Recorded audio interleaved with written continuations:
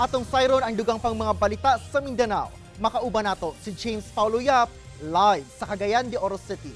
James. Salamat Argel. Pahimangno nga dili gayud mo salig dayon sa dili kaila kay sa Cagayan de Oro City usa ka 16 anyos nga lalaki ang nakawatan og cellphone sa lalaking rider nga igo rang magpatayhop kay matud pa napuling ang mata. Ani ang detalye?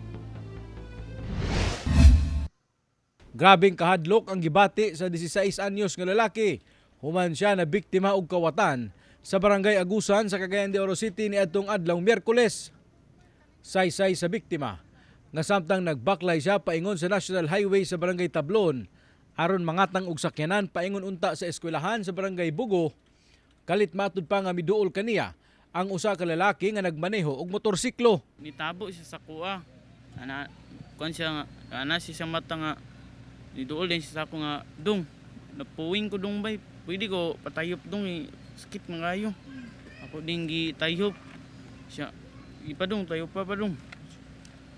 Ito rin pag man natog tayop kay pasalamat siya sa ako. Nya murag naglamulamo ri siya lakaw ba. Dihang nagpadayon na kini og baklay, mitanyag kuno ang rider nga paangkaso na lang siya sa motor kay paingon man sab siya sa barangay Bugo. Misakay sab kuno ang biktima aron makaminos sa iyang pamasahe.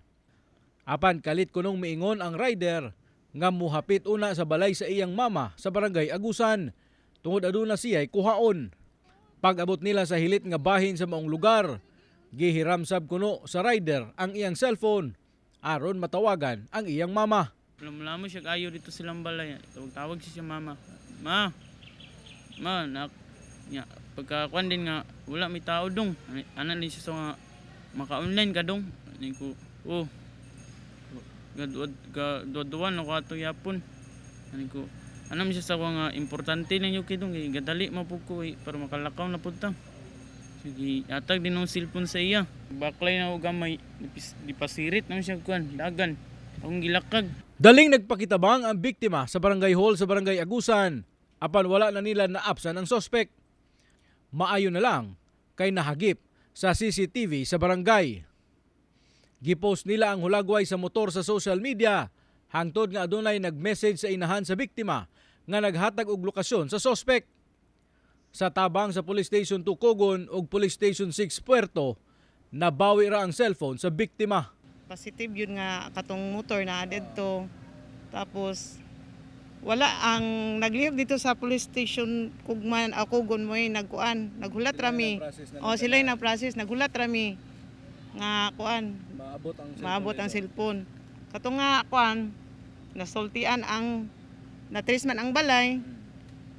Yun, sila na yung nagkuan kay wa jud may nakakita sa suspect. Wala na sab kuno sila nagpasaka pa og kaso human na recover ang cellphone. Kauban si Makoy Sempron, James Paulo Yap, 1 Mindanao.